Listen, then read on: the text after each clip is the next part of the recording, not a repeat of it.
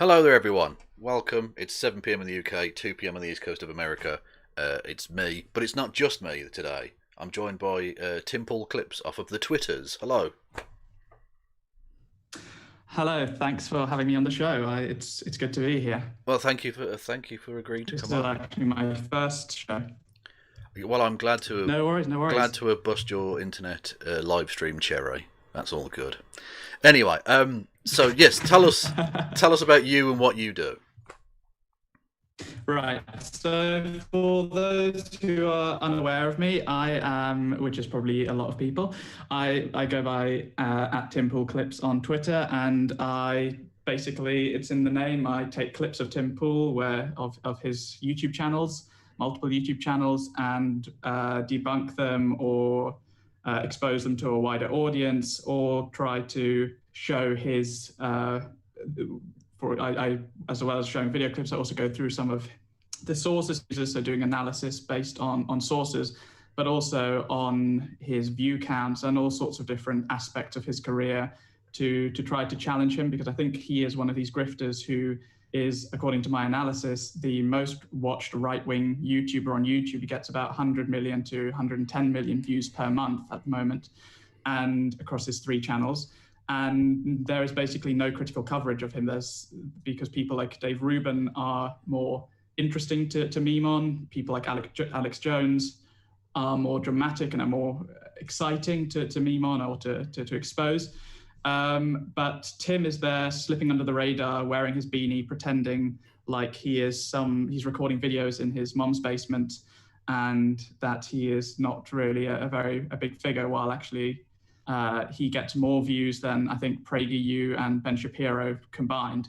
And with those views, I imagine also comes more money. So he's probably at least he makes at least in the low millions each year, if not more, I would say. Yeah, absolutely. And I suppose that feeds into the question I was going to ask secondly, as to why specifically Tim Paul was of interest to you. What got you into wanting to critique his work? Right. So I have also got a website which is connected to the Twitter account, which is grifter.news, which is spelled GRTF. There's Grift. Wait, now how? I should know my own website. I think it's grftr.news, something along those lines. Well, if you give me that website, that website was. I'll put that in the description, because yeah, I didn't know that was that was a sure. thing. Sorry. Yeah, it's in my Twitter bio. So basically that website I set up, and I was going to cover a whole lot of grifters, and then I realized actually there is no way I'm going to have the time, the energy to cover all of them. So I thought, well, let me prioritize. Let me go through and see who's the most important grifter to focus on. And I realized that grifter was Tim Pool. And now Tim is someone I've been aware of for a few years. I was not around during his Occupy days. I think I was still in, would have been, I guess for the Americans, it would be high school during that time. So I wasn't following him or even really Occupy at that point. But since around 2016, 17, I've been following him on and off. And I initially, actually, what happened was I stumbled onto Tim Pool one day, and I started taking him quite seriously. I thought that all his claims to be centre-left, to be totally were true. Unfortunately, that is not the case. But for about six to 7 months, I bought into his grift completely. I would watch his videos, not quite daily, but I'd watch them at least sort of every few days. And I think at that point he hadn't gone on to making about 100 videos each day. I think he was only making about one or two. And then I started realizing more and more that he just kept hitting one side over and over again. And he would never attack the right, but he would always critique the left. And I, at that point, had also, probably my biggest regret, is I donated about 10 pounds, so I guess it's about $13 or something, to him on one of his live streams. And I think my whole project with Tim Pool Clips and with the broader project that I'm trying to work on is sort of penance for ever having fallen for him and trying to at least take away as much money as I gave him. And I hope by the end of it, he will have lost at least $13 from well, I think from me being able to to expose him. Yeah, I think it's difficult to put a monetary value on it, but I would suggest you've given at least £10 worth of content and hope to the left with your work, if nothing else. And I'm actually on the screen now. I've got the research you did into Tim Pool's sources, which I think was a really interesting dive into. You analysed 330 of his videos and the sources they came up with, and they were overwhelmingly right wing, weren't they? Yeah, so I went through, as you have on the screen, over 330 videos, and that across those videos, I looked at the first 3 sources in each video, because he tends to have 1 to 2 sources. Sometimes he'll have 3, sometimes more, but I just wanted to keep it for the spreadsheet I was working on. I was trying to keep it consistent. And so in all of those videos, he had about 818 sources or something. And yes, as you can see, overwhelmingly they were right-wing biased. I think it was about 59% biased to the right. And of course, I've also come under some criticism because the sources that I also went through and listed his top 10 sources, which were the first one was the Daily Mail. The Daily Mail. Yep, and Fox News. The second one was Fox News. New York Times, then amazing Andy No tweets. Andy No as a source is quite something, because is there a single terrorist incident Andy No hasn't blamed Antifa for and then had to immediately backtrack because it wasn't true? I don't think there is. I think Andy No, he treats every terrorist incident as Antifa until proven wrong. And even when he's proven wrong, I shouldn't make any allegations because I know he can be litigious. I'm just going to say that I'm not sure he always then corrects the record in a way that would be what an honest journalist would do. Well, but the other thing, of course, Yeah, go on. No, you carry on. No, okay. Well, I was just going to say, Tim does that as well, because obviously recently you had the quote-unquote Antifa shooting, but it was a private security guard. And although he did correct underneath the original tweet had like 50,000 likes, and the response below it got like 100 or something. Yeah, and that's the thing. And Tim Pool, he will sometimes correct things, particularly when they are sort of completely there's no defense to being that there is no, it can't go either way. But again, as you point out, in those situations, it will be something that is not seen by the same amount of people. And actually his own audience in that tweet were attacking him for the retractions and were saying, oh no, because he pointed to the statement from the police department, and they were saying, oh no, it's a leftist police department. They're working together with Antifa to lie to the public and stuff like that, which is obviously completely ridiculous, looking at the law enforcement culture and the law enforcement agencies in America. Yeah. And then, so and again, with Tim Pool's on his videos, he will also sometimes do a correction, but he'll be in the first line of the description sometimes, oops, I got it wrong, or in the title, I made a mistake. But I've also caught several occasions where he doesn't make corrections. I'd say probably the majority of cases he doesn't correct errors.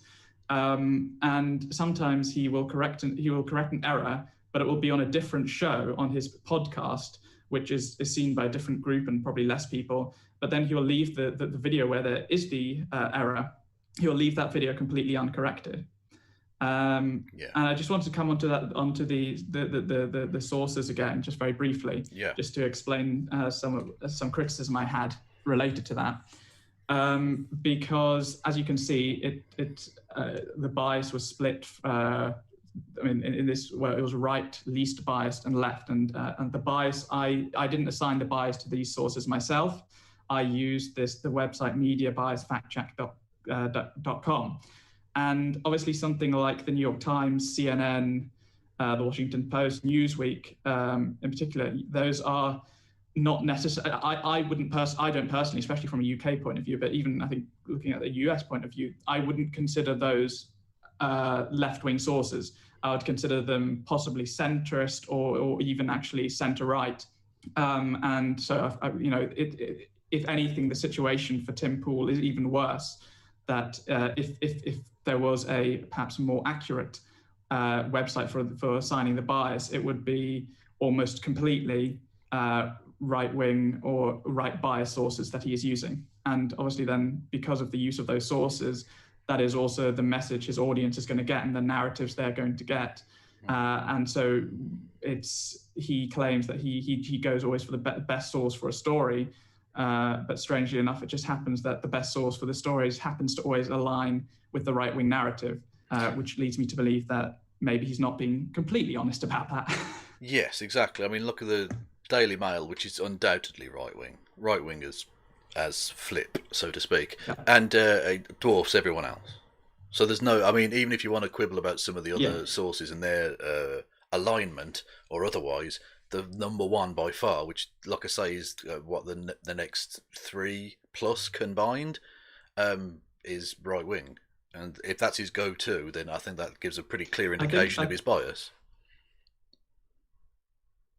Yeah, no, it does, and I think I don't have the numbers right with me, but when I wrote up the methodology for this this analysis, this research I've done, I think the Daily Mail is something like 8.6% of his total sources are the Daily Mail. So in almost 10% of his videos, that will be the source he uses. Some videos he will have 3 Daily Mail articles in a row, and some days it will be literally, he releases normally about 5 videos on his second channel each day. So it will be 5 different, so it'll be like 5 videos, and they'll all have at least one, if not more, stories all pulled from the Daily Mail. And of course, the Daily Mail in a lot of situations, they also they gather that information. Often also they sometimes steal that information themselves. So I mean, they are the source who's for several years running has had the most rulings against them from the IPSO, which I think is the Independent Press Standards Office or something, which is actually an organization that the media companies in England have actually voluntarily, or some of them have voluntarily signed up for.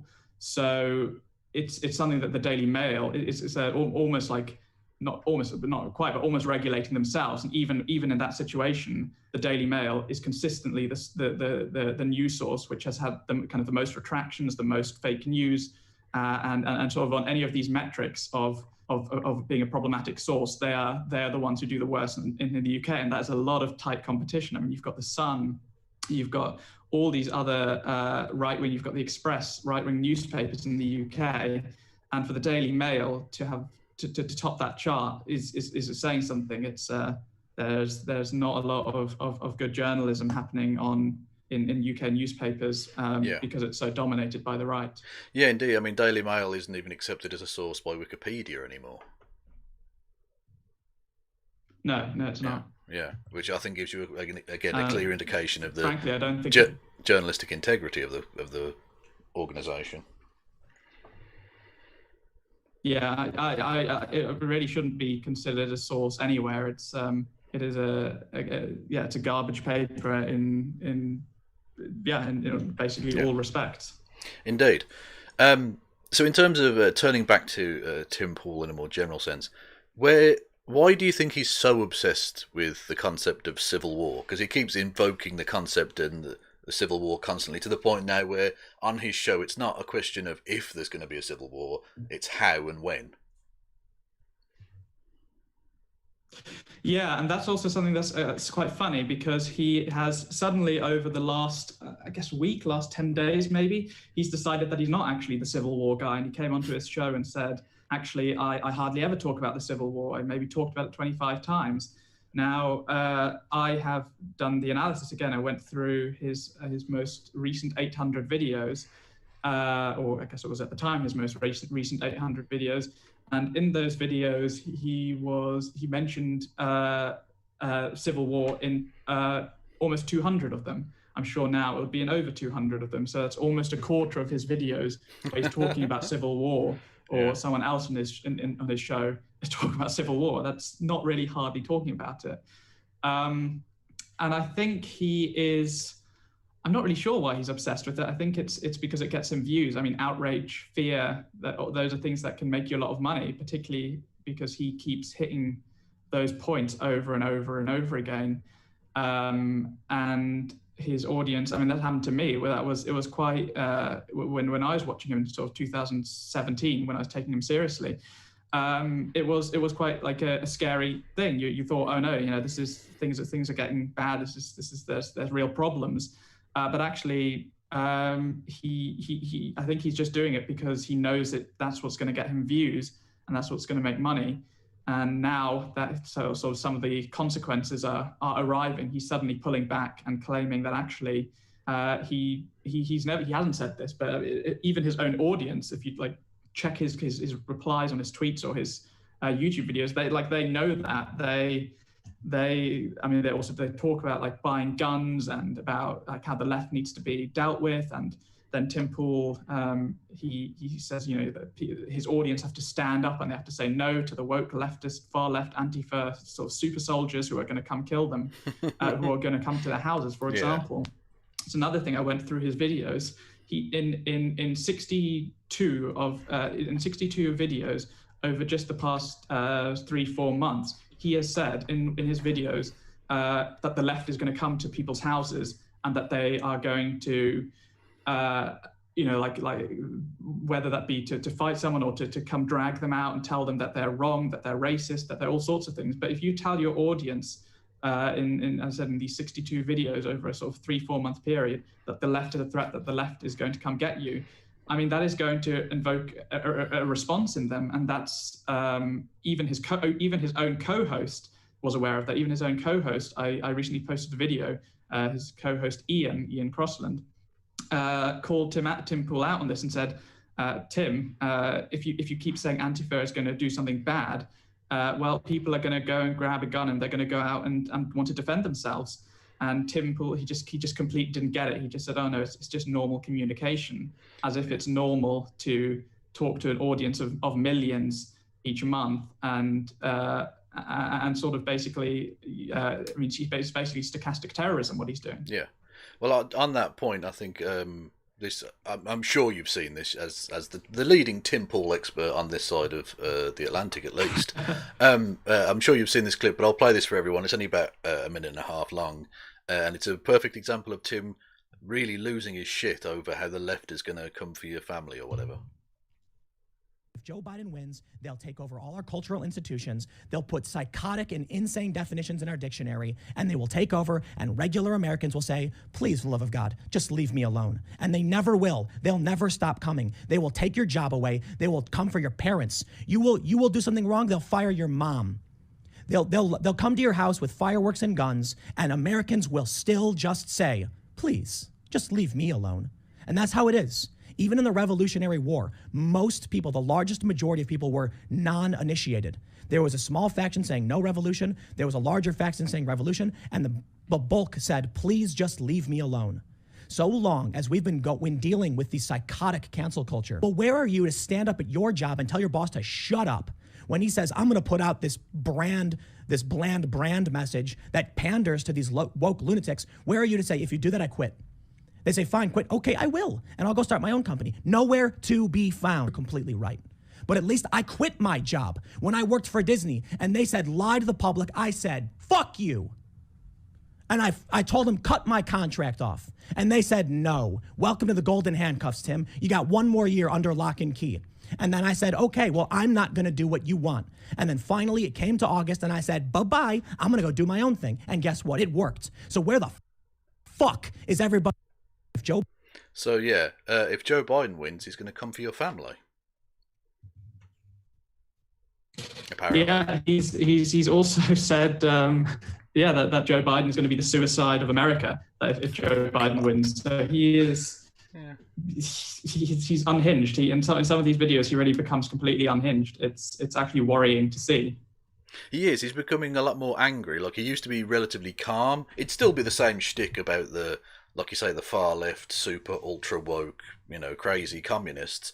but it used to be calm. Whereas now he seems to be getting genuinely angry, which I don't know if that's genuine or whether he's turning himself into a kind of, I don't know, pseudo Alex Jones. What do you think about that? Is it genuine or is it part of his shtick? I don't know. That's something that I'm actually I've been thinking about a little bit, because he basically he has said on multiple occasions, and I do believe him, that he works 16 hours every day on creating the videos for his channel, and mind you, he doesn't use that time very well. He manages to get things wrong. He manages to make mistakes. But he does spend hours and hours each day. And I think that's just not healthy, because he doesn't take any days off. He works, I think, half shifts on a weekend. So I guess that would be 8 hours or per day.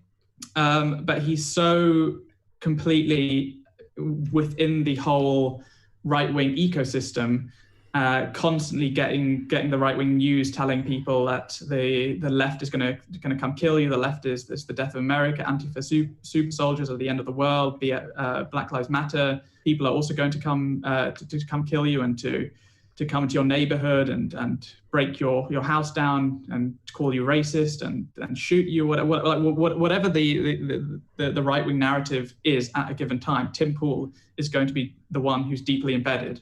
Yeah. And he is, I think you can't help but being influenced by that on a quite emotional and psychological level. So I think he, just to some extent, he does.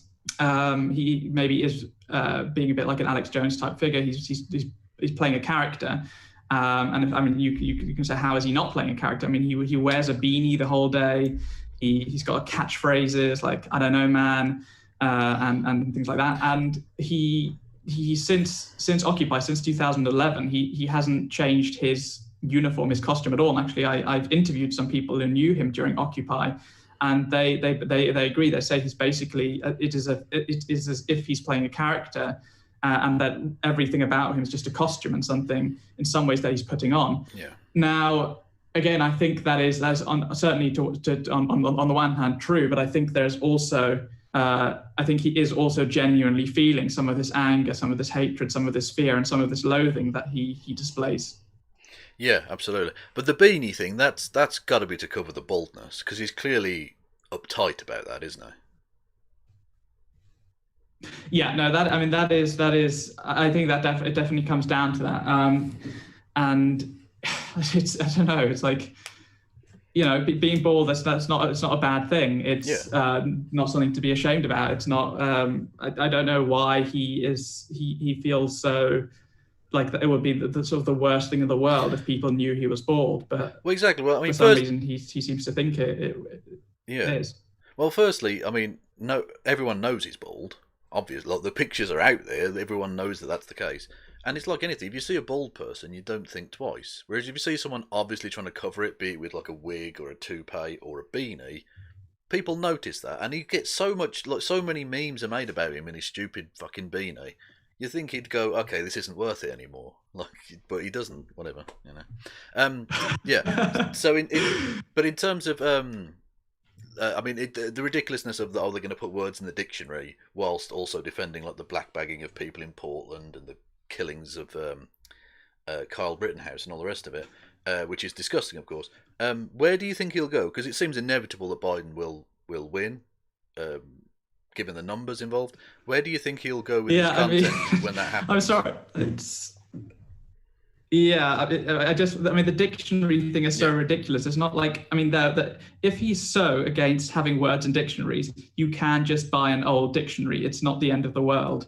And I think that's basically an attempt to attack trans people, and also also against the definition, you know, like a more structural definition or more systematic understanding of racism. I think he's definitely also, that's partially what he means. But I think going forward, if Trump loses, if Biden wins, Tim has been, for the last few months, he's been pushing the whole, what's it called? The whole voter fraud narrative. Yeah. And I think he will go very hard. He'll go in very hard on that. If Biden wins, he will, for the next week he'll talk about voter fraud, and the more messy the election is, the more close the results are, the more is up on the air.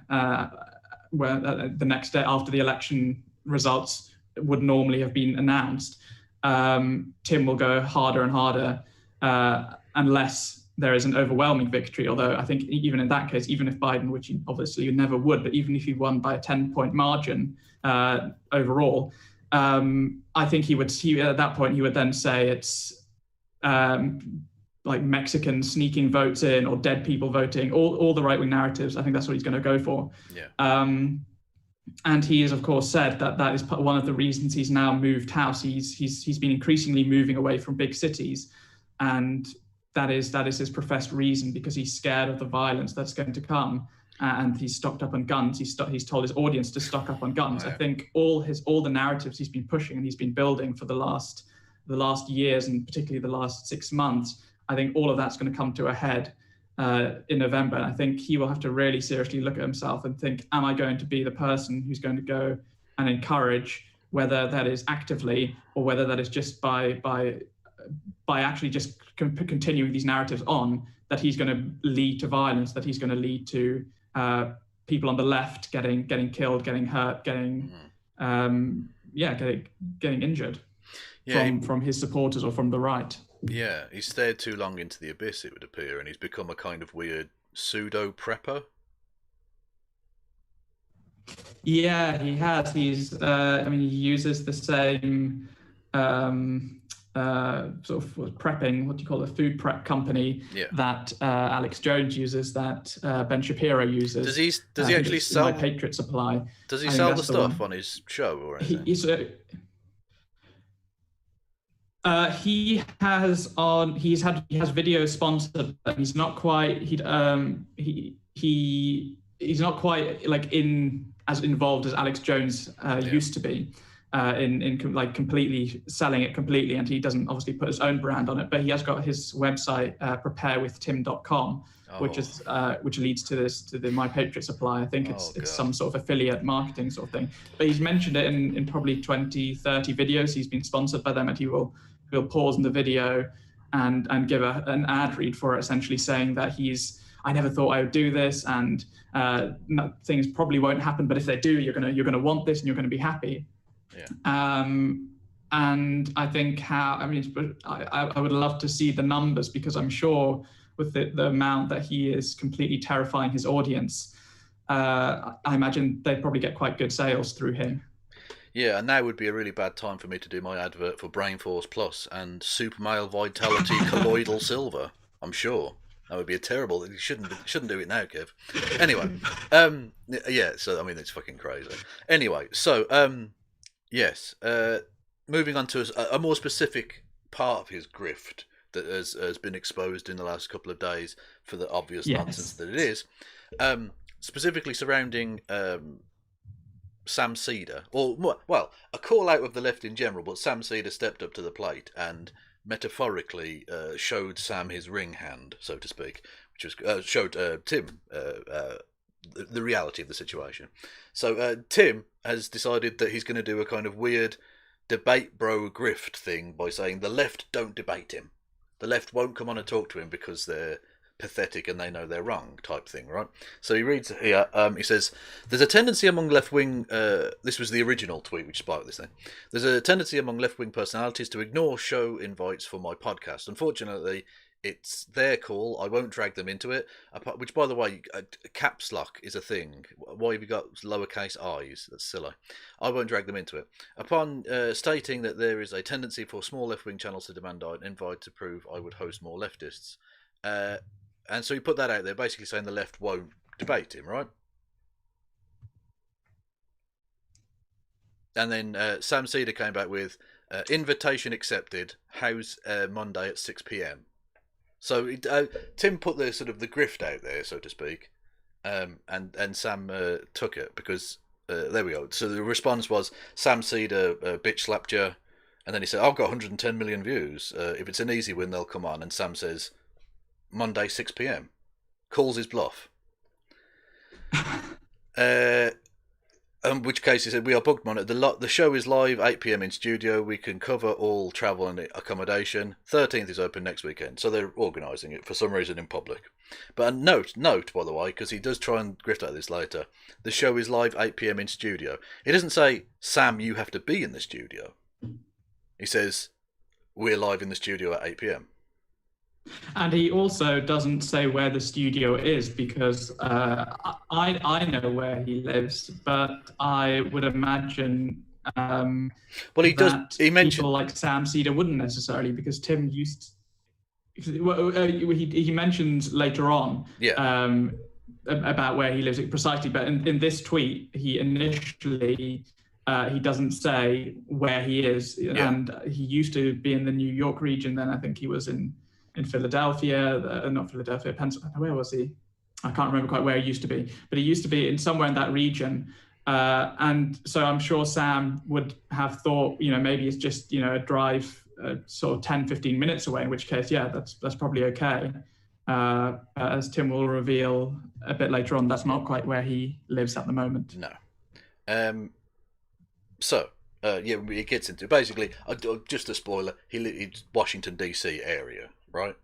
And Sam Seder does a fucking daily show for 3 hours, so it's a bit, Anyway, so they then go into private DMs, which again, Tim does the real dick maneuver of fucking revealing later on, which is rough. But anyway, and then comes back with this just vague posting, whilst obviously talking about Sam Seder. Like, there's no way this isn't about him. Anyway, quote, I recently did a thread where I said it was hard to book leftists for my podcast. I was immediately bombarded with leftists calling me out as a liar and throwing names at me, yours truly included. A few people publicly said they'd go on my show in response, then privately messaged me saying they wouldn't. Excuses started pouring in that I should change the time or format of my show to earlier or to remote interviews. We have never done remote interviews for IRL and aren't set up for it. I then tweeted at and messaged many more less prominent leftists, great English. They either ignored me or said no. Which, I mean, there's so much nonsense to unpack in this. Firstly, he's definitely talking about Sam Seder, who, as we see in the private messages, didn't say he wouldn't do it. That's a lie. And also, that Tim, if you want guests, like, I mean, when I was arranging with Tim Pool clips here, I said I'm flexible on time, because I thought they were American at first. So I was like, I'm flexible on start times. I'm asking them to come on my show. So I should be flexible enough to think, well, maybe there's a bit of wiggle room, because they've got, like, Sam Seder's a busy dude. So why wouldn't you be flexible with the time? And yeah, go on, sorry. And I think that partially goes a little bit about Tim's relationship to his audience. And it's one of the reasons I think he's so successful, in that he releases every day, he releases his videos on his primary channel, the sort of main show segment, but then he releases his other videos as well at very specific times, so that his audience they never have to like think, oh no, maybe I have to come on an hour later or whatever, that I might miss this. It's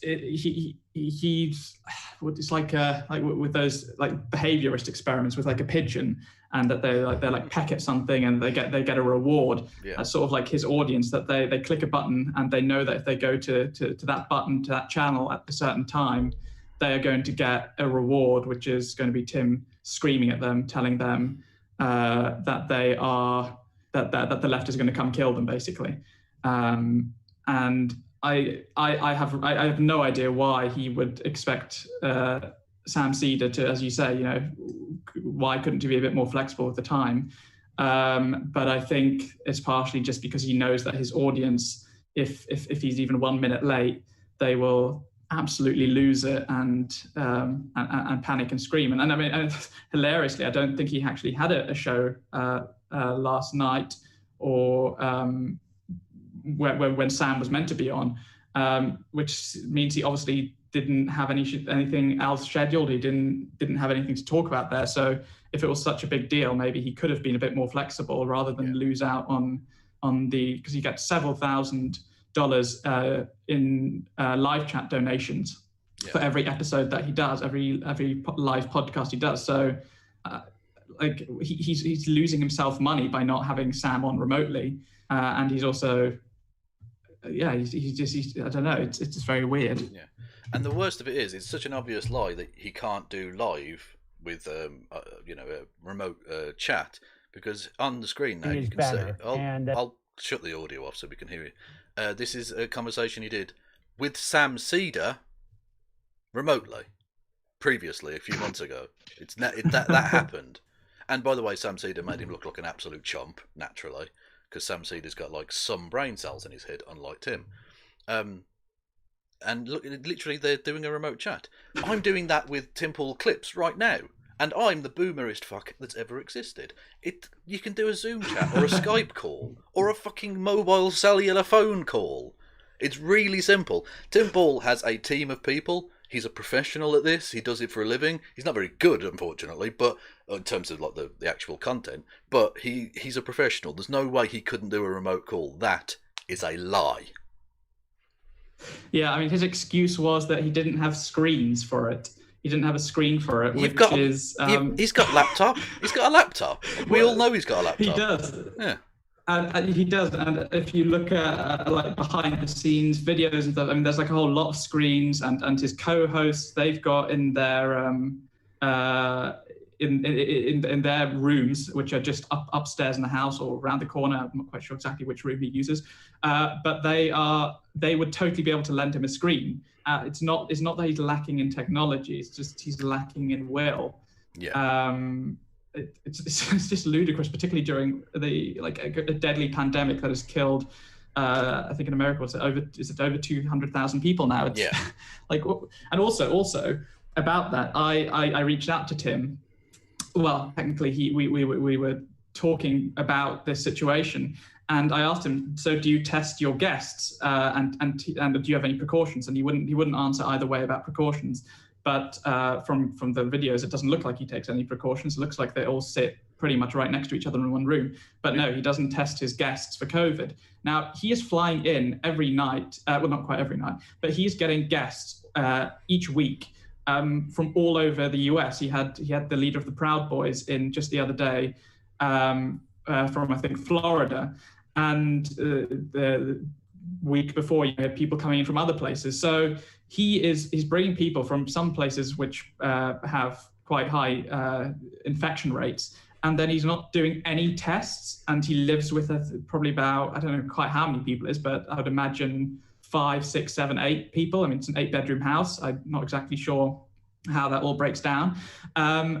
It's actually dangerous. It's actively dangerous, and I assume he probably doesn't get tested for himself and for his housemates. So is he it's like a COVID incubation chamber? It's like, is he trying to get Sam Seder on so he can give him COVID? Well, no, he was just going to lick his cup before giving him some water. That's all. It's fine. It's COVID Russian roulette. That's the fun of it, you know? Yeah, anyway, so... they were going to do an eye-licking challenge. Yeah, I mean, who doesn't immediately start licking door handles everywhere they go? Come on. Silly. Anyway, so Tim, as we see here, is vague posting about Sam Seder, basically calling him a bitch. There's no other way of reading that. He's saying, you backed out, you're a dick. So Sam fires back, as one would. Full disclosure, I am one of these people who, finding out I was required to fly to the DC area and go into an enclosed, presumably airtight studio with maskless folks travelling for several hours during a second wave of a pandemic, I had to take a rain check on this invite. But he also follows up with, I am, however, looking forward to making this happen soon. So I think Sam has definitely called Tim's bluff. And I think basically Tim wanted to try and find a way of backing out, because it was all part of a grift. He just wanted to make the left look bad. He didn't actually want to talk to anyone. Yeah, and I don't know if you've seen the I think you might have that as well. The Tim's response to this whole situation with leaking the DM chats that he then then had with Sam. Yeah, we're getting there. There's a lot. There's a We're lot gonna of get. nonsense. We're still at a good point. We're not. We're not quite there just yet. This is a whole saga. You could write a book about it. You could. Well, you should. You definitely should. The tweet you responded to said in studio, but again, remember what I asked you to note, everybody. It said we're in studio. It didn't say you have to be in the studio at any point.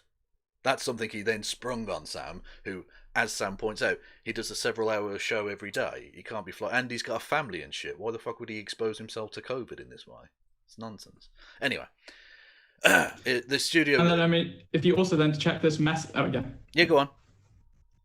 No, I was just gonna say this tweet now as well, that he like that fourth line where he says, "I didn't mention you by name out of respect." It's a bit, knowing what comes next. It's strange that he had enough respect for Sam not to say anything, but then he decides to, as his next move, or I don't know if it is, there might still be some more tweets, as his next move then decides to, with all that respect, leak stuff. Yeah, exactly. Well, exactly. Yeah, well, I believe the leaked thing is next, so we'll get to it. You're so thirsty for the leaks, which is understandable. It's your business. Yeah. So anyway, you said you tweet the tweet you responded to said 8 p.m. We will cover all costs. I mean that. Yeah, but you're not buying him. That's you doing a thing to get someone in. You said yes, then message me saying no. That's not quite true. I didn't mention you out of respect, but seriously, man, what the fuck? But the thing is, Tim. Everyone saw the public exchange where he said Monday at 6 and you said, no, I can't do it on the 6th, how about the 13th? And he said the 13th. So everyone knows you're talking about Sam Seder because that bit was public. So you clearly you weren't naming him, you were doing the really bitch thing of vague posting about him, which is even worse. Anyway. Yeah, it's for him to like play the victim because Sam Seder publicly replied is... It's ironic. Yeah, but he then does the thing, because he has, like you say, he has so much respect for Sam. He then reveals the fucking private messages. Wow. We have other leftists who have agreed to go on and look forward to real conversations. Sam can go take his bullshit grift elsewhere, which is, I think, the most projecty sentence ever written, frankly. So yeah, do you want to take us through this? This was the public thing where he said, look, is live 8 p.m. in studio. Didn't say Sam had to be there. And then do you want to summarize, rather than us reading the whole thing, do you want to summarize this private DM conversation was about? Yeah, so he basically said that he would get his producer to arrange the phone call, the interview, the details, and put Sam up in a motel, and Sam basically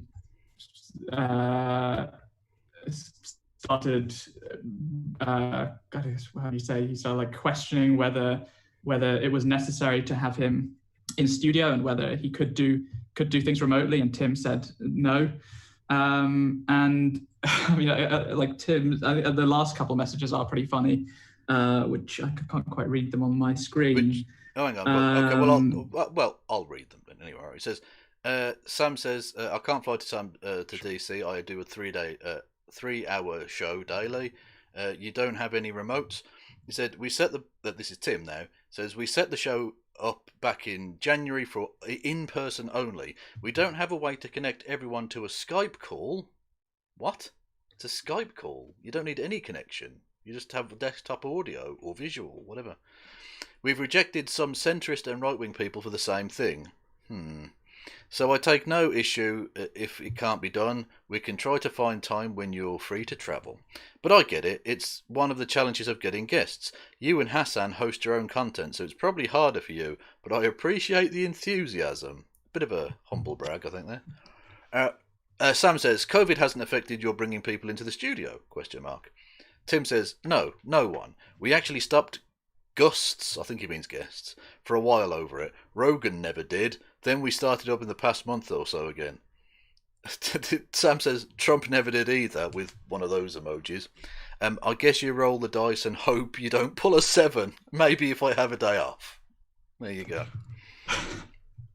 Yeah, no, and that, I mean, it's also quite ironic because Tim has even mentioned that, I think he was mentioning that he had gone on Joe Rogan, and that Rogan does actually test his guests. So it's not even an equal comparison. Yeah. Yeah, exactly. I mean, Joe Rogan, as anti-science as he is, isn't that stupid. He's not even at Tim Pool levels of stupid. No. Which is profoundly bad for you, Timothy. Yeah. Anyway, so yeah. And then Sam responded to the leaked DMs, again, understandably.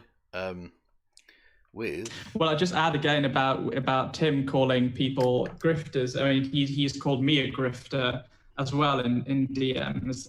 He's called me the worst grifter. You should put that in your Twitter bio for the stuff that I do. So yeah. I plan to at some point, yeah.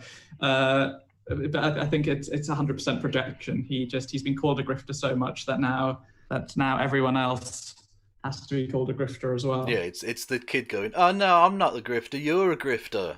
Like it's pretty sad. Yeah.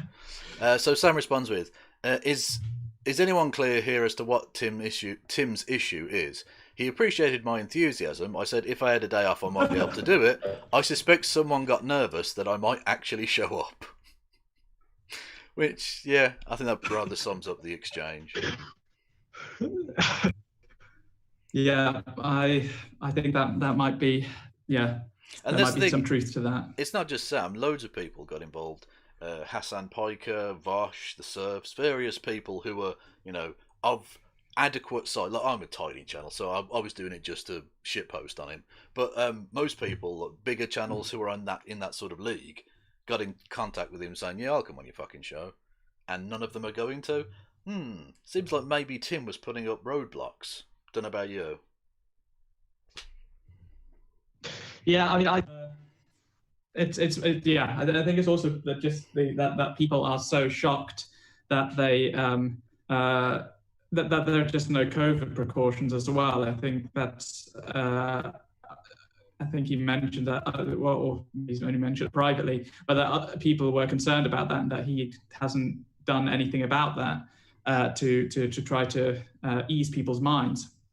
And it's going to be interesting to see if he does. I think Vosh tweeted at Tim saying he would go on now, even with all the issues now. And Tim said he wrote DM me, so who knows? We might yet see something, but I wouldn't hold out much hope at the present. Yeah, I suppose watch this space, but also probably don't hold your breath whilst watching the space, because Although if you're in Tim's presence, definitely hold your breath, because COVID is a real thing. Yeah, hold your breath for 2 hours. Yeah, exactly.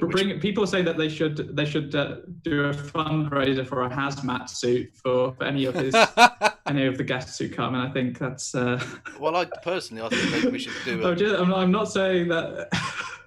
No, well, I think there needs to be a fundraiser for some sort of memorial fund, because one of them's going to need it. So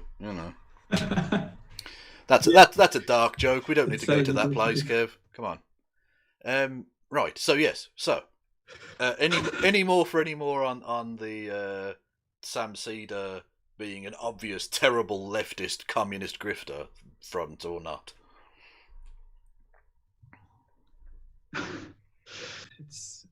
No, we done. I don't have anything more on good. that. No, just yeah. No, I don't have any more. I don't want to skim past anything when you have something of note to say on a thing. Anyway, so you did briefly mention earlier that he was recently on with the chairman of the Proud Boys, one Enrique Tarrio, which was awful. I think could be summed up rather by his the opening he gives him. He says, "We're not going to do a softball interview," and then gives him the softball question of the year. So, I've got some timestamps and stuff. We're going to go through bits and bobs of it. Okay? Sure. Yeah, works for me. I did clear that before. I didn't look. I just Anyway, I don't know why I asked. We talked about this before. Yeah. Anyway, right. So this is Tim talking to. Apparently the chairman of the Proud Boys. I wasn't sure how much of behind the scenes stuff you wanted to give away. Well, I mean, if don't reveal the dick pics, that's not necessary. Just that's between me and you and God. Anyway, saying we're defending ourselves because they came to our town. So to talk about this, we have the chairman of the Proud Boys, Enrique Tarrio, And we're also going to talk about the names that you have been called, your organization, the founding of your organization. And I've got the Anti-Defamation League pulled up. I've got the Southern Poverty Law Center. I've got the AP. We tried to find some of the harshest criticisms in a professional sense. So the AD. Note, they did not put the harshest criticisms to him. Just saying. On the SPLC, because we're not here for softballs. And we're going to, we'll call it like we see it. But I think it's important to actually hear from you. Not softball. Because I heard you were a white supremacist. And I couldn't help but notice that you're not white. So, that's him not doing softballs. Thoughts? Who is going to come onto a show in the year 2020 and be like, yes, Tim, I am a white supremacist. You're 100% right.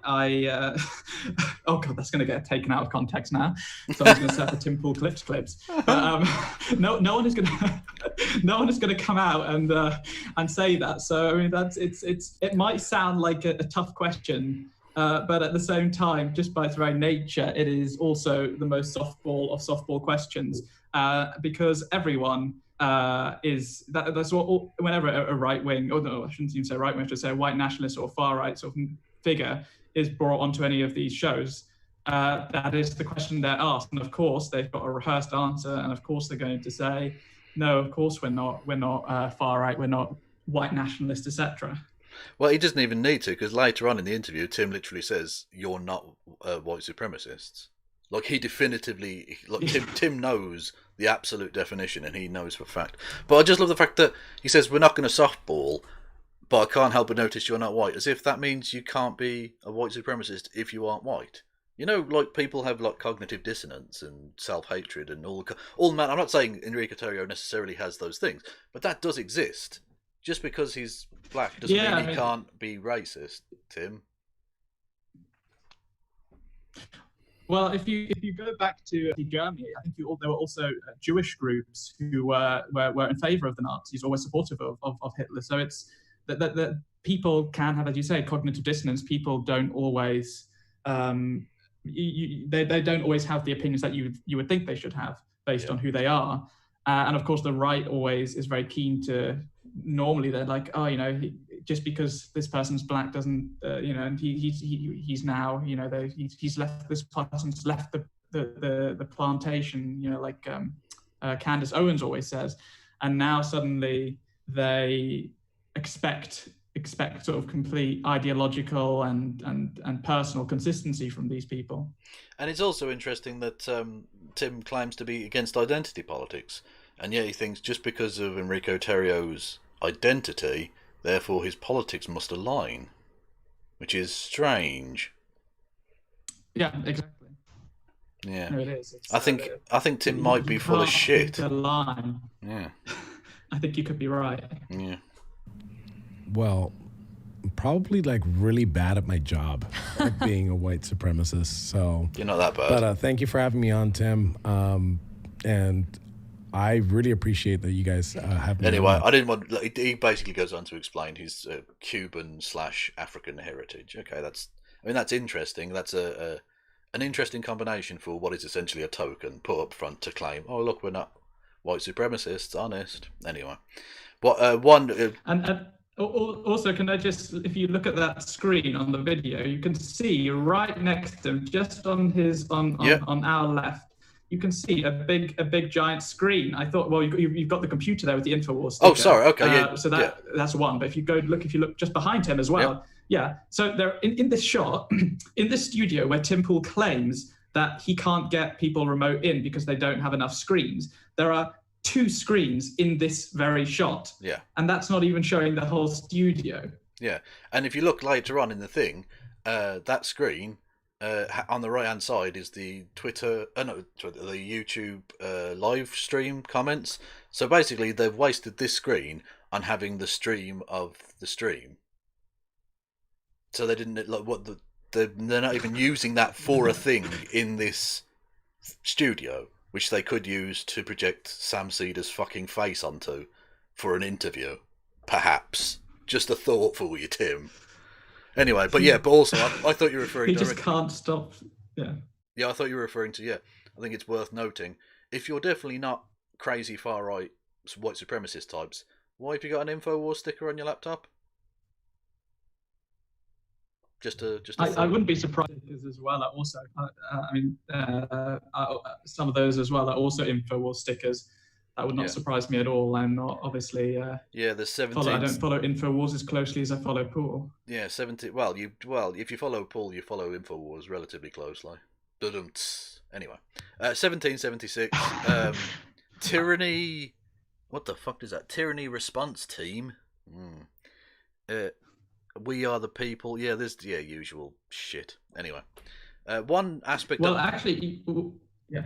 You go on.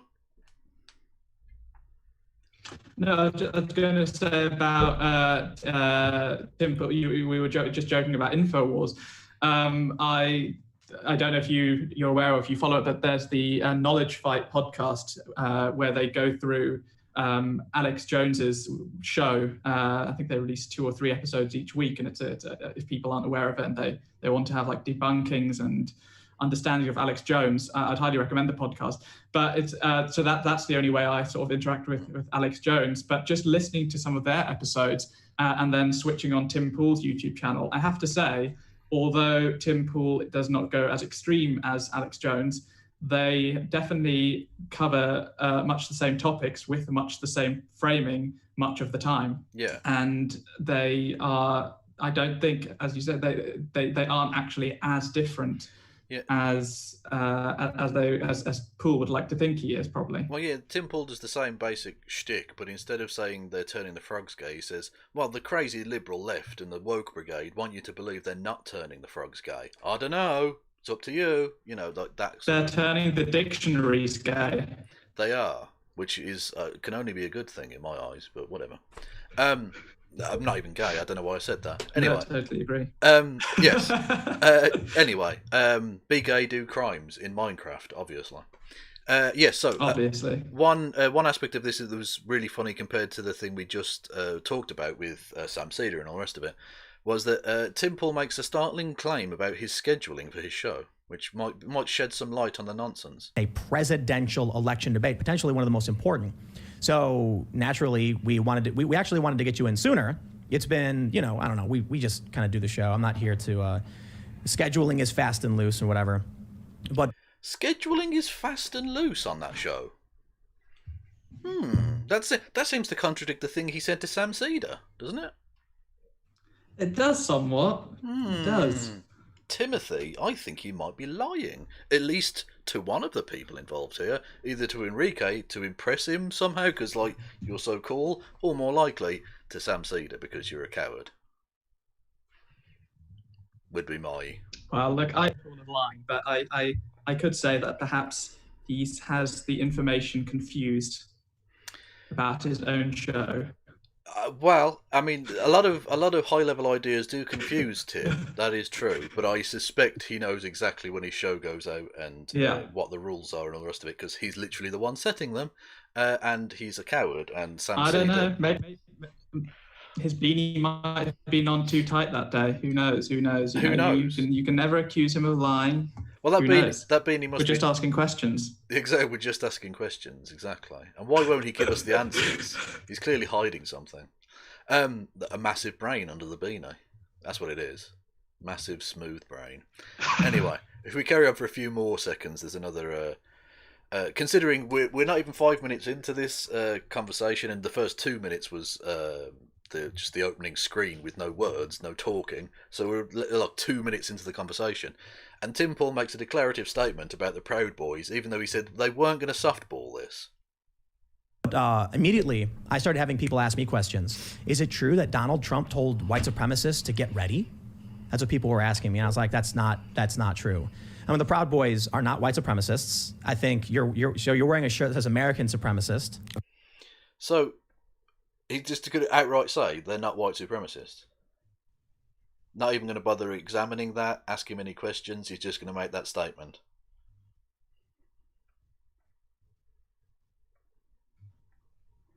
Yeah, great journalism there from renowned, unbiased, moderate, centre-left Tim Pool. Yes, indeed, sir.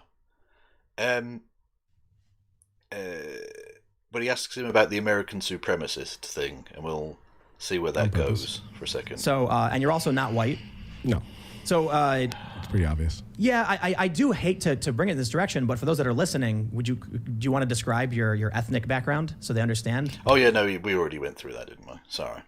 If we go through to 26 minutes, because we know Tim always likes to make points about how the left are always really violent, and he can't abhor violence and stuff, right? So he wouldn't try and basically ignore the violence they did in Portland, would he? That'd be terrible. I'm sure. We just show up.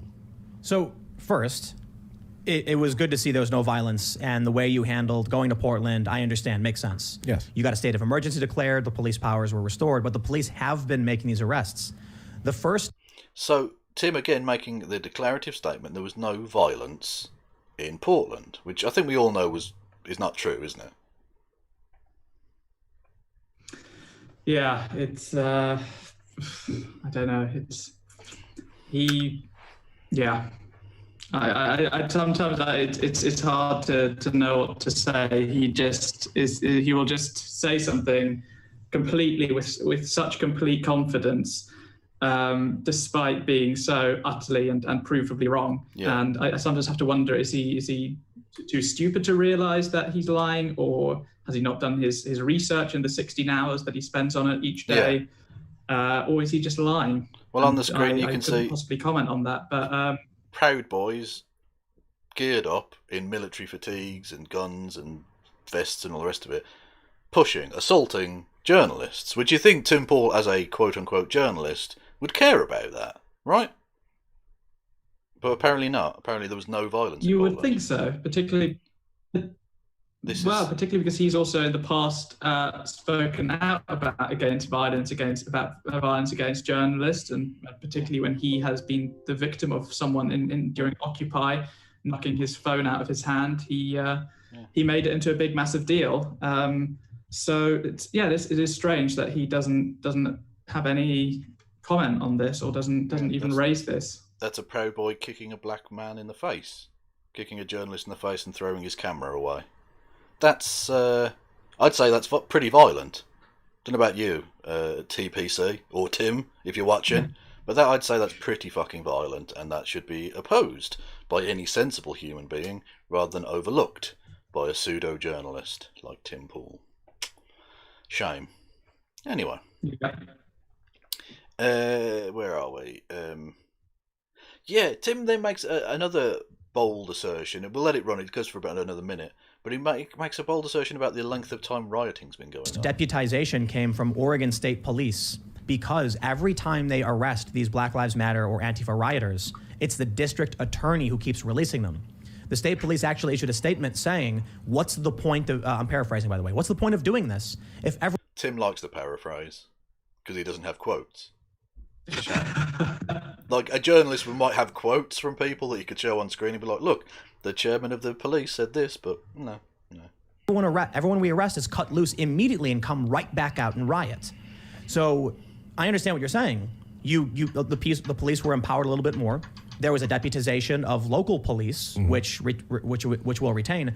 And there actually is a breaking story right now that the DA, I believe his name is Mike Schmidt in Portland, cut loose an Antifa rioter, and the feds immediately came in and issued federal charges. Good. There was a statement made by, so that is one, I guess there's pros and there's cons to that result. You know, the increasing authority of the federal government is worrying, in my opinion. I agree. If local district attorneys aren't stopped. Didn't Tim rather celebrate the overweening power of the federal government when they were blackbagging protesters, though? Yes, he did. He made jokes about it. He attacked the left. He was quite joyous about it, and he was in support of it occurring. That is accurate. So again, I mean, Tim, you do have to try and pick a side here. Either you're for liberty or you're for authority. You can't really be both. And well, another interesting thing about this clip is that what he's saying, that the district attorneys are letting people off or something along those lines.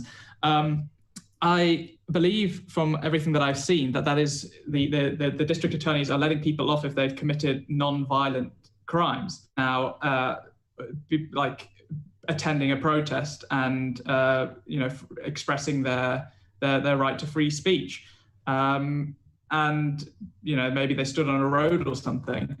But of course he claims to be in favor of liberty. He claims to be in favor of free speech. So you would think that he would support non-violent protesters being arrested, not being arrested, non-violent protesters being let go and not being charged with anything, particularly because he sold himself as an anti-authoritarian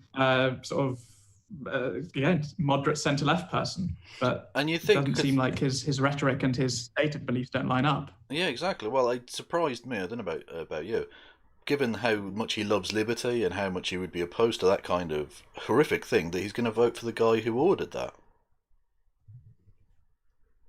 And not only vote for the guy who ordered it, but vote Republican across the board. I mean, that is his new message, that saying, not only should you vote for Trump, but you should vote for Republicans completely down ballot. And he is now donated money to Republican politicians, and yet he still claims that he is centre-left and that he's not actually right-wing.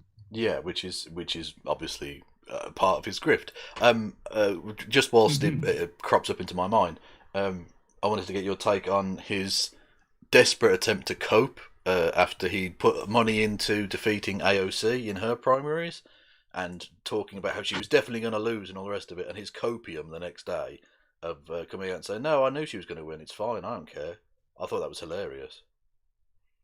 Yeah, I mean, he released several videos and tweets saying, she's AOC on the verge of losing, AOC will lose, the left is losing, the far left are going to be beaten. And he recommended he told his supporters that they should read AOC Challenger's book, despite admitting that he hadn't read it himself. He said something like, oh, this is a really good book, but I haven't read it, but I'm sure it's very good.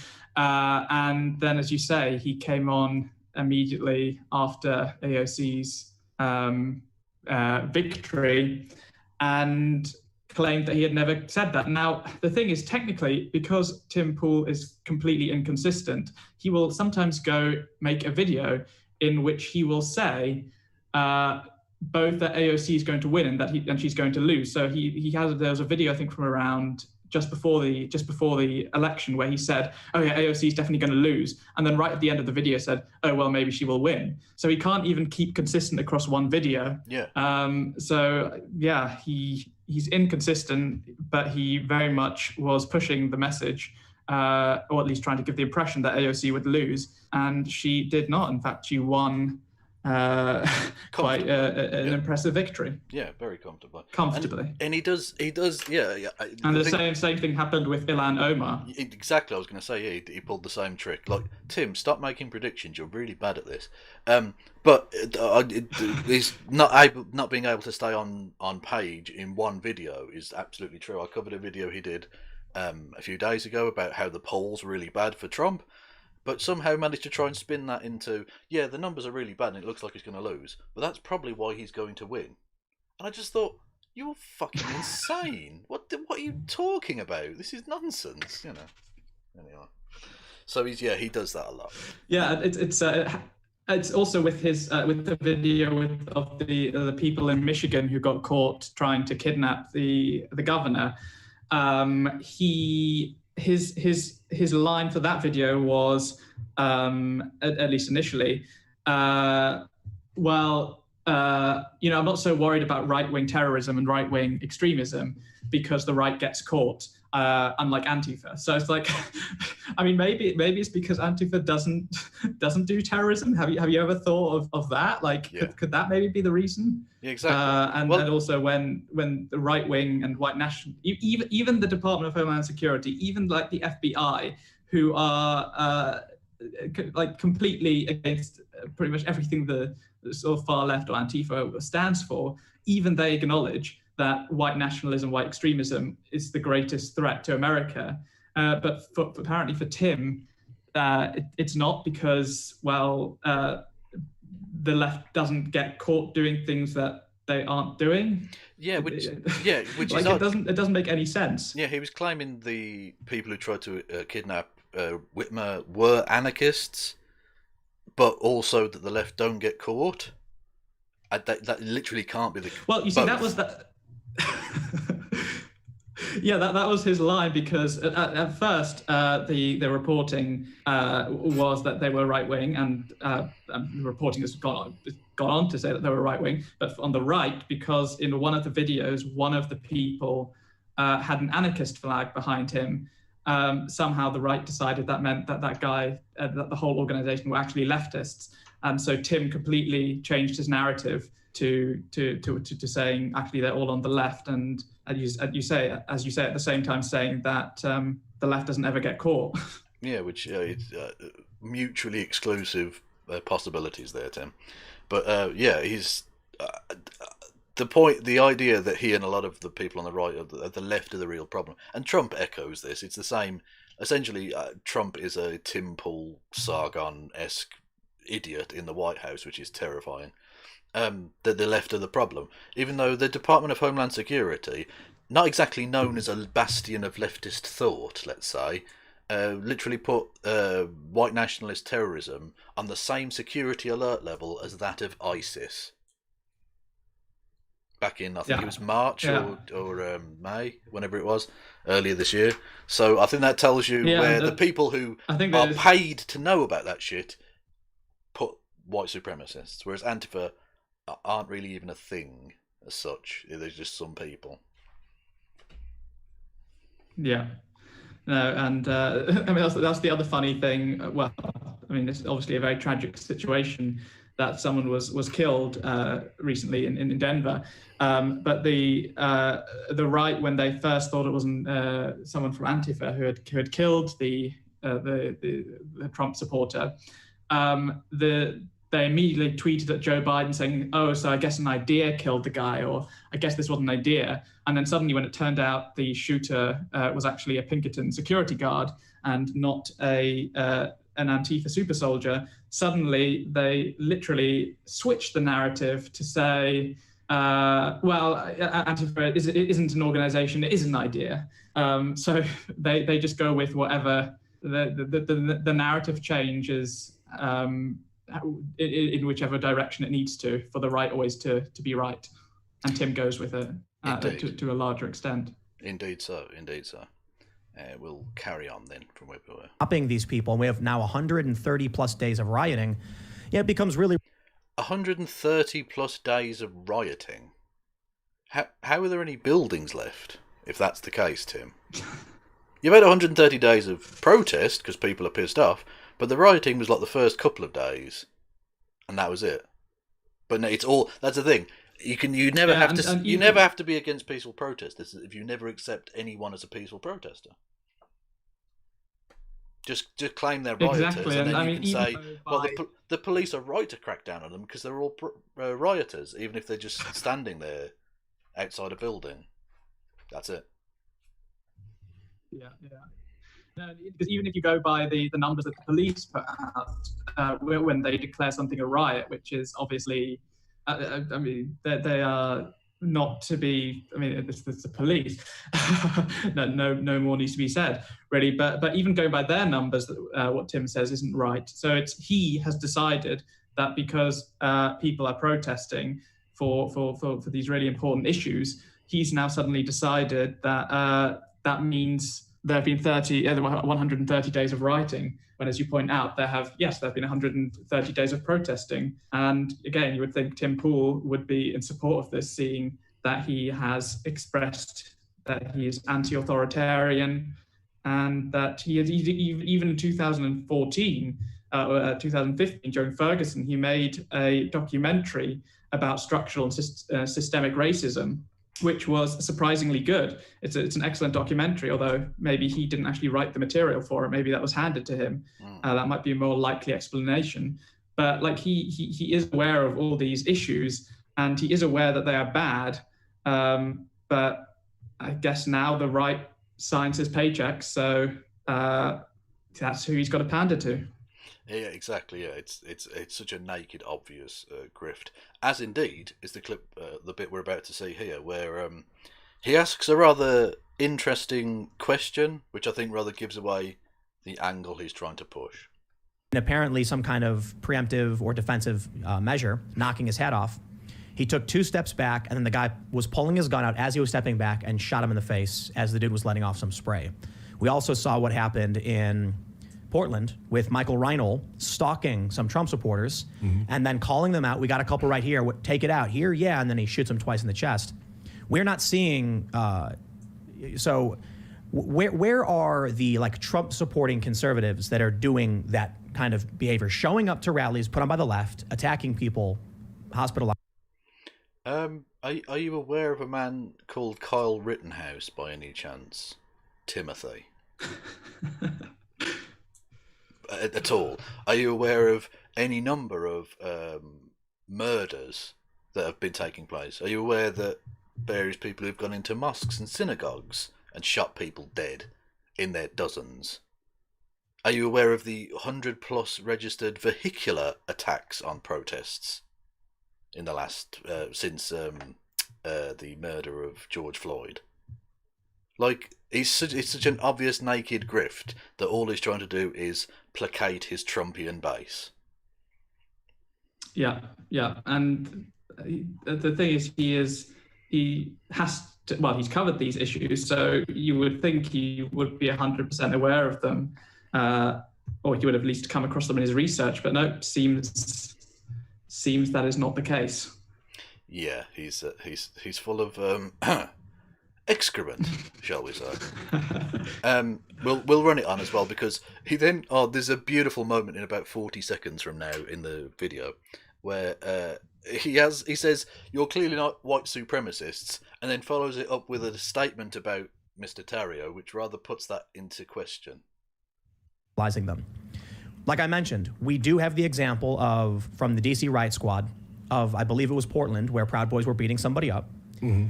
So there are problems here, but we tend to see, the way I describe it is, on the left you have a widespread of blunt force, whereas extremists associated with the right, whatever that really means, it's complicated terminology.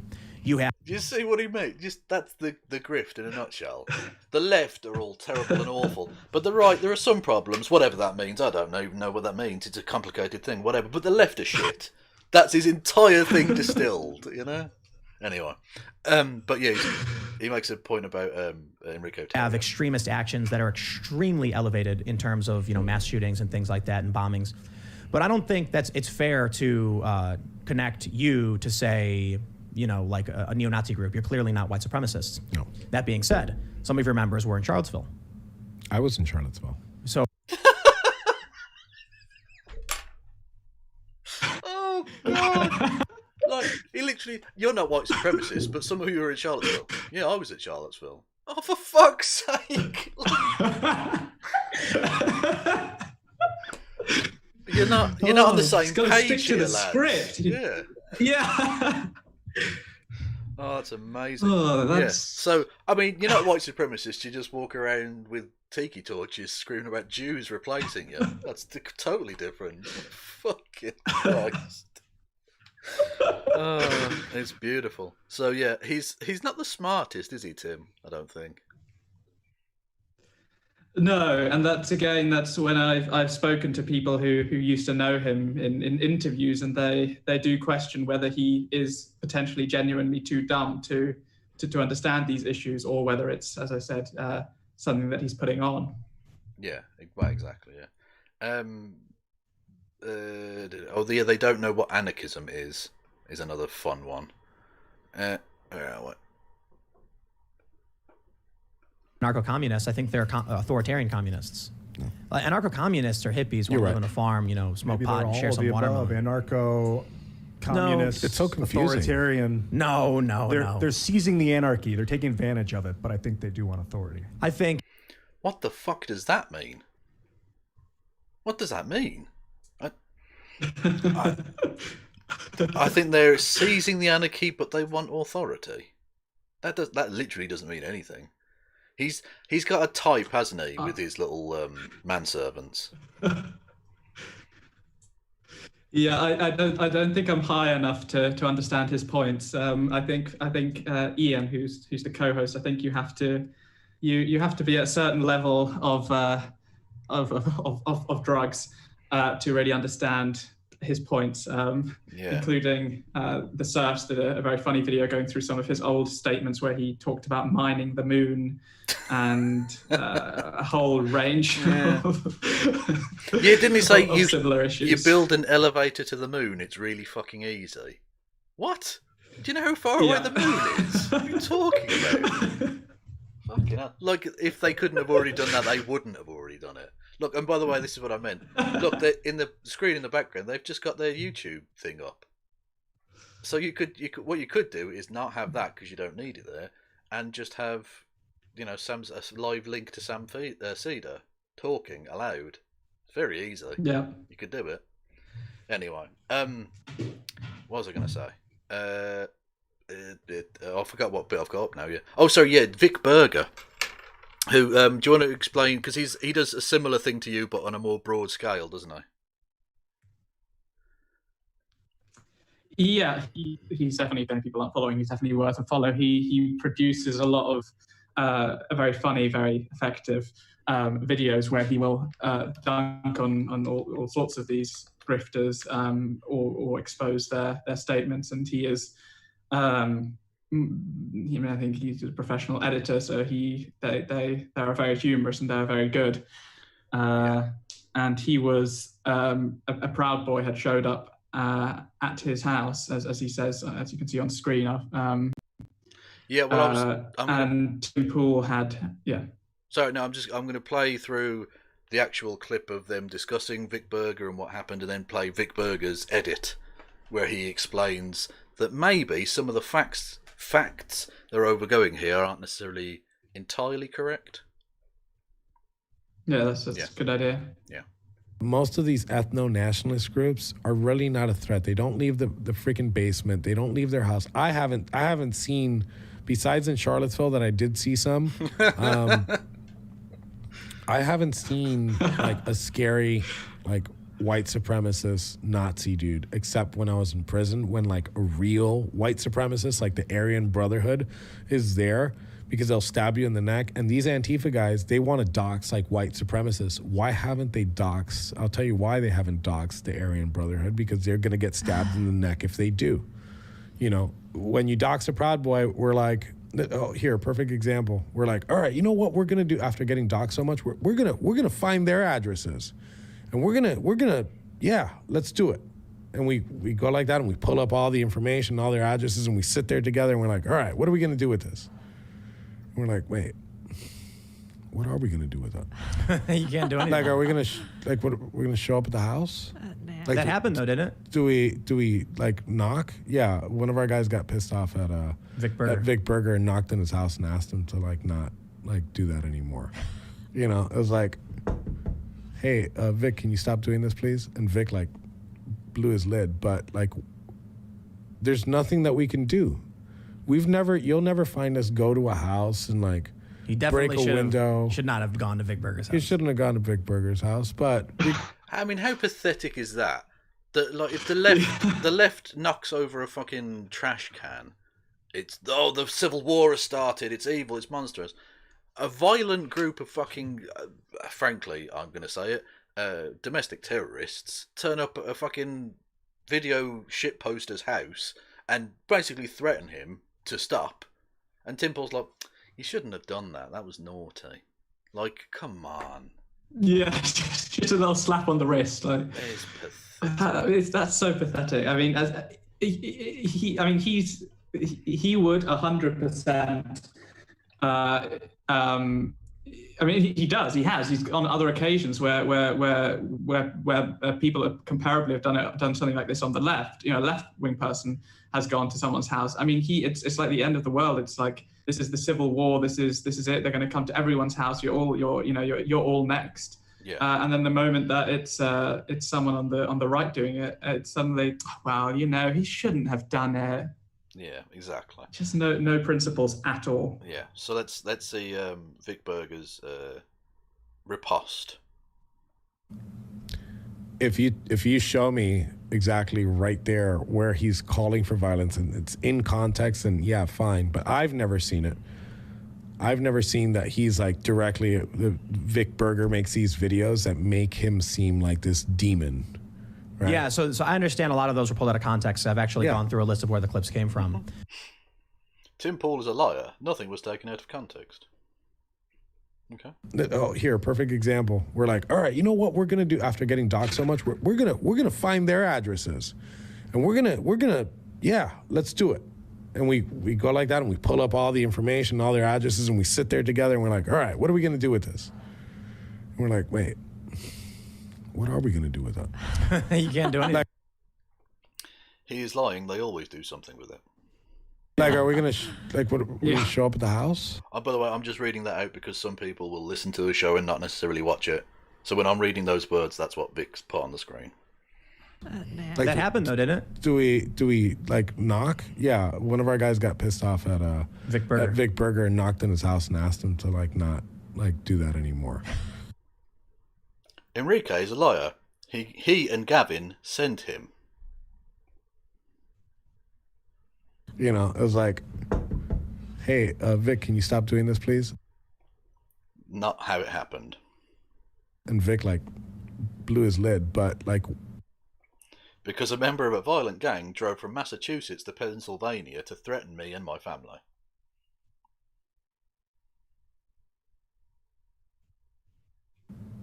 There's nothing that we can do. You'll never find us go to a house and like He definitely break a window. Should not have gone to Vic Berger's house. He shouldn't have gone to Vic Berger's house, but In brackets, he ordered him to go to my house. regardless, the thing is, yes, but like if you're knocking on somebody's door, it's very old school to do that. But he is an older gentleman, but you knock on somebody's door and you ask for sugar. You're like, hey, can you turn the music down? And that's basically what the conversation was.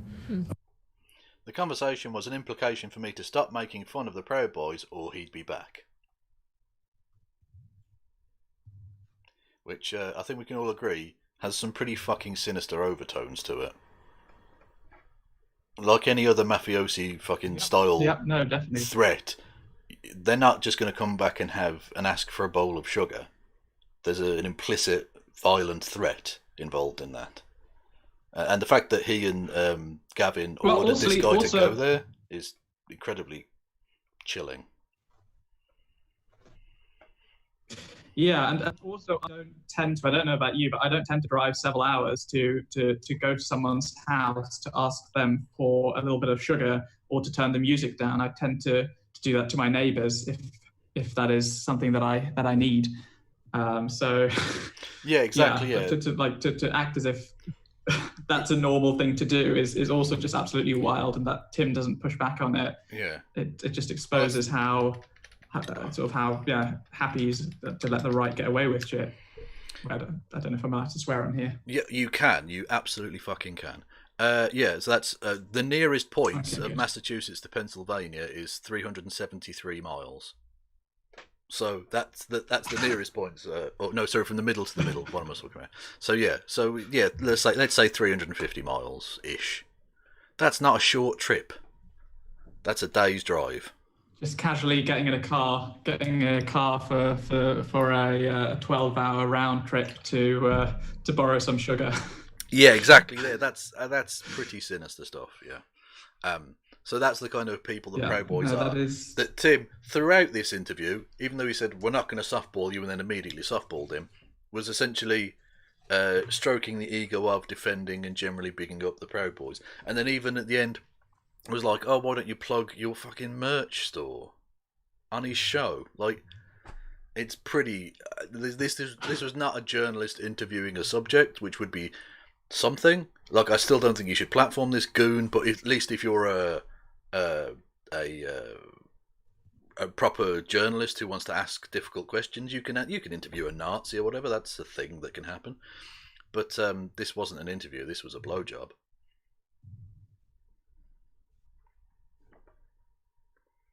Yeah, no, it is. I mean, I hope you don't mind if I at the end of this show, I link my Tim Pool supremacist merch line. I hope that's okay. Yeah, absolutely. Yeah, you go for it. Tim Pool is supreme, so that would make a lot of sense. Yeah, absolutely. No, but that's the thing. Like, He very much is. yeah. But again, I'm not like a journalist interviewing a thing. I explicitly say I like your work. No, I exactly. think you're cool.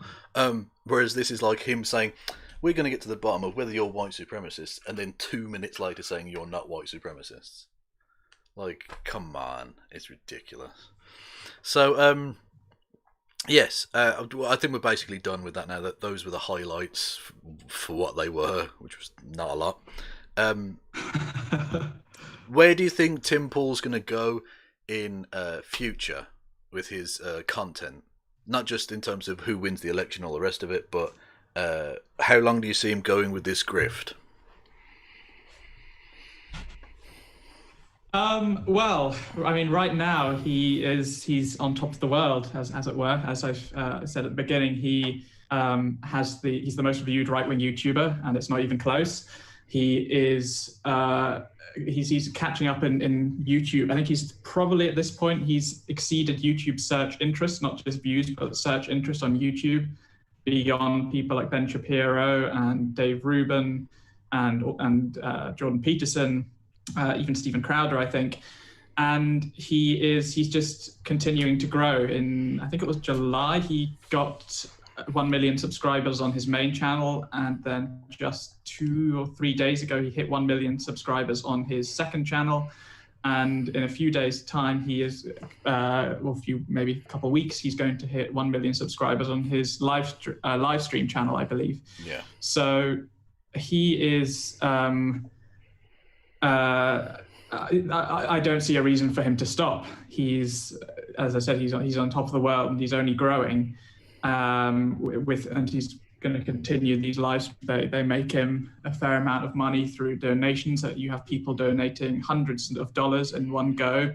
During the Proud Boy live stream, he had someone from Vietnam proposing marriage to him by paying. I think it was £450 or $350, I should say, in several Did he installments, accept? saying, "Come marry me, Tim Pool, save me." I didn't get to the portion where he read the live stream questions, but I can't imagine that he did. Yeah. Talking of live stream questions, I don't know if he even read that one. So. Would you be okay taking a few from the chat if anyone's got any? Sure, I can't see that. So, yeah. Well, no, answer them. I'll read them out. Any offers of marriage, I'll DM to you. That'll be the way that'll work. And I don't have super chats, so I'm not like making any money. Just in case anyone's like, that's hypocritical. I don't make shit from this, so it's not the same. I don't. The thing is, I don't have a problem with people making money. I have a problem with people making money under dishonest pretenses.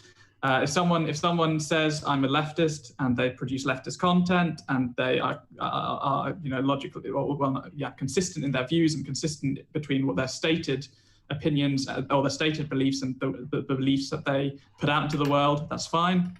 But if someone claims to be on the left, but then produces right-wing content, that's when I'm going to start having a problem, when they're being dishonest about what they're doing. Yeah. Indeed, I think that's fair. In terms of, so you don't think he'll stop himself? Do you think what point would he have to cross for YouTube to begin to take the issue seriously? I think a couple of things have to happen before that to happen. And now I'm not necessarily saying he should be taken off YouTube. But I would say before he would get to that stage, initially I think people would have to have awareness of him in a sort of in the media sphere, not just the corners of left Twitter and left YouTube. But the broader media, and that's partially what I'm trying to do with this account, is just raise awareness that this guy exists. He's got a massive following, and he says some pretty outrageous, some pretty dangerous, some pretty wrong things. So I think that's the first piece of the puzzle that people would have to start taking notice of, and blue check marks mainly. And then I think the next stage would be journalists writing stories, writing content, researching, trying to make those links between his rhetoric and events in the world, or his rhetoric and the things his supporters say and do. And I think then the final piece of the puzzle would have to be him going. I think after the election, I think the tech companies, Twitter has already put in a whole range of measures to disincentivize all the problems that could happen with fake news and with accusations of voter fraud and all those sorts of things that could happen right after the election or right on the election day.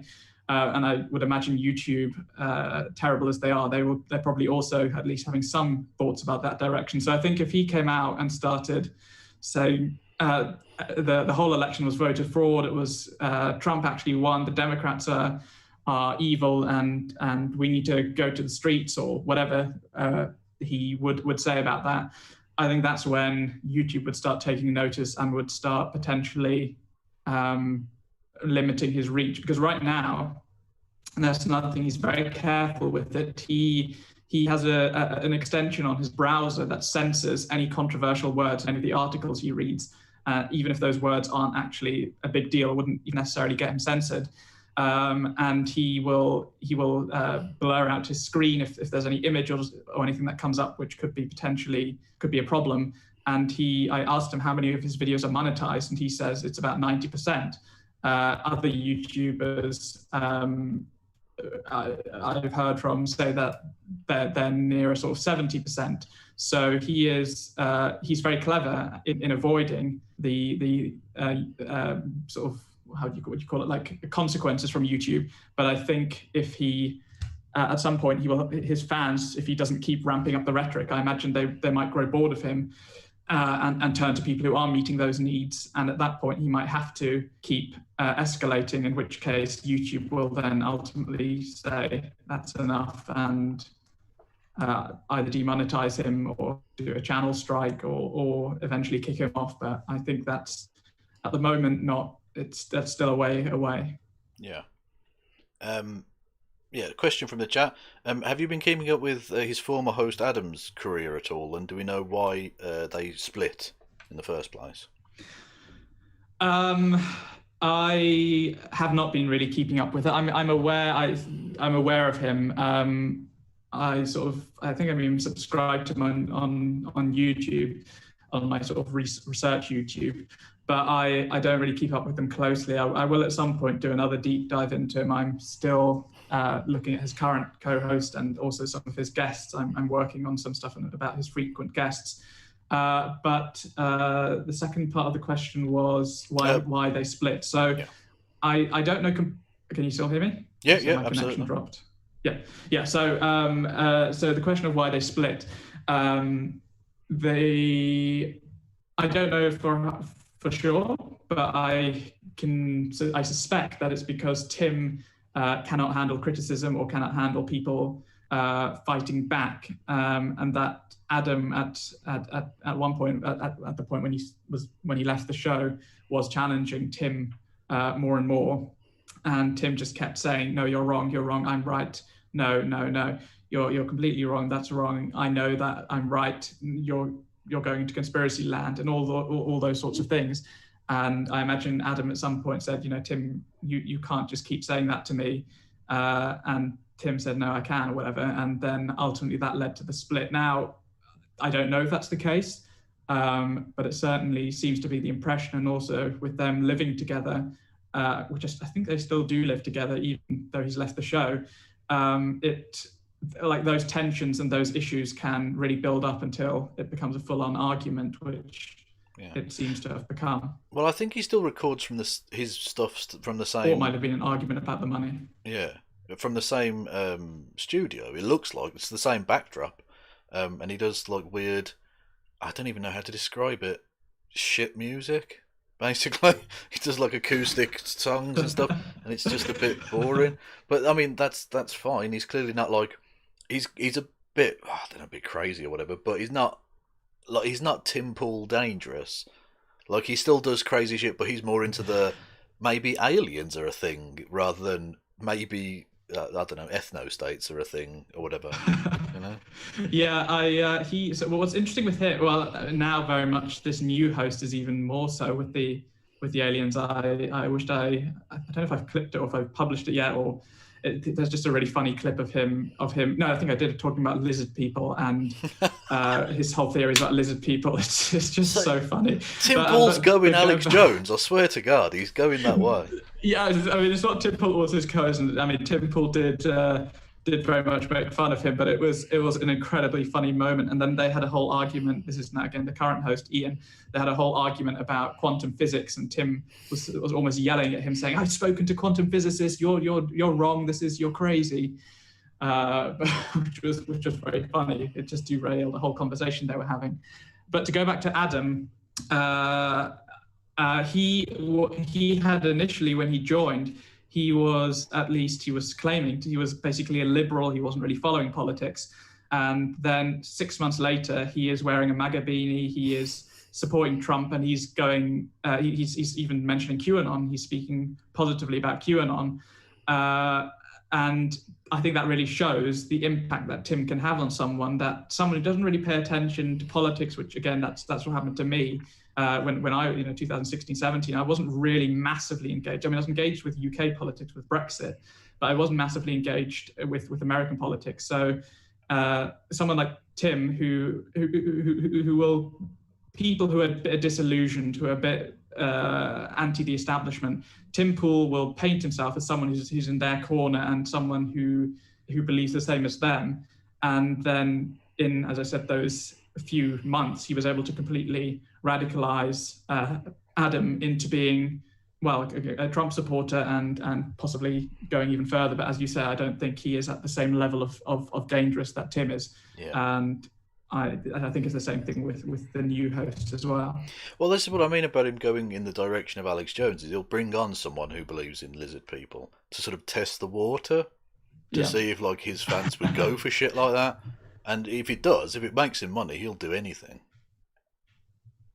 Oh yeah, I'm sure that if he saw a massive uptick of support, he would definitely talk more about the lizard people, even if it would be in a maybe more critical context. I think he claims not to be motivated by the algorithm, but he definitely, whether he is or not, whether he's consciously or not, he's very good at chasing the algorithm and knowing what works and what doesn't. Yeah, exactly. And I think a good question to end our journey today. How does Tim Pool Clips keep his sanity listening to Tim's whiny, insufferable, annoying hoarse voice for so many hours? That is a very good question, and yeah, I don't. That sort of the assumption there is that I have kept my sanity, and arguably I don't know if I have, because I used to find it incredibly painful to listen to him with his. It's not so much like it's the tone of his voice. It's that intensity. It's that fear, that loathing, and that like. It's a really extreme emotion. I can't quite express it, but that he'll come on and just like hit you with right at the start from video, and that was it. Literally caused me not quite physical pain, but it was quite difficult to listen to that. And I think when I was doing my analysis of those 300 videos that I watched, over 300 videos, at some point something just broke in my brain or switched off in my brain to the point where now I can bear to listen to him for hours. Although I mean I still struggle sometimes, but what I can't deal with now, or I still can't deal with, is when he tries to do one of his funny voices. That still, when he does one of those, I have to sort of switch off the video and go for a walk around the house, because it's just they're so bad. Yeah. They are pretty bad. Yeah, so that's the answer. I don't know. Yeah. So yeah, I love that. That's what gets you. That's fantastic. Oh, God. Yes. So, any final thoughts? And if you want to give yourself a plug, your links and all of that. Yeah, let me see. Have I got any final thoughts? I'm sure the moment this all ends, I will have lots of thoughts. I just think that it's important that we stay on top of grifters like Tim, and that we keep monitoring them and we keep following them, because they influence a lot of people, and those people they influence can have real world impacts. So people sometimes say to me, "Oh, I don't know who Tim Pool is, and why are you talking about him? Why are you platforming him? Why should I care?" And to those people, I say, if you don't know who Tim Pool is, actually, it's best that you don't go any further. Just go live in ignorance. There are enough people who know about him. You don't need to be another one. Yeah. But I do think that the people who do know about him should look at him because of that impact that he's having and will continue to have. And he, as I've said, is the most watched right-wing YouTuber, but no one seems to, except me, seems to be aware of that, and probably the people who see my account now. And he doesn't get anywhere near the coverage. I mean, you've got people like, you've got the intellectual dark web. You've got, they're in the New York Times. They're everywhere. But someone like Tim Pool, because of his whole aesthetic, because of the whole way he tells his story, the whole way he crafts his own narrative about himself, people don't take him as seriously as I think they really should. And yeah, so to I suppose plug my links, I am at Tim Pool Clips on Twitter, and the website that I'm working on, I don't post there a lot, but I hope to eventually post more, more long form articles and more potentially a podcast or something. There is grifter.news, but that is grftr.news, or I think if you go to, I also own the domain timpoolclips.com, that will take you there as well. Yes, indeed. And I've got the links to both the Twitter and the website are below in the description on YouTube. For some reason it doesn't let you on Twitch, I don't know why. But thank you. Go and check out Tim Pool Clip stuff. Is really, really good. And thank you for coming on.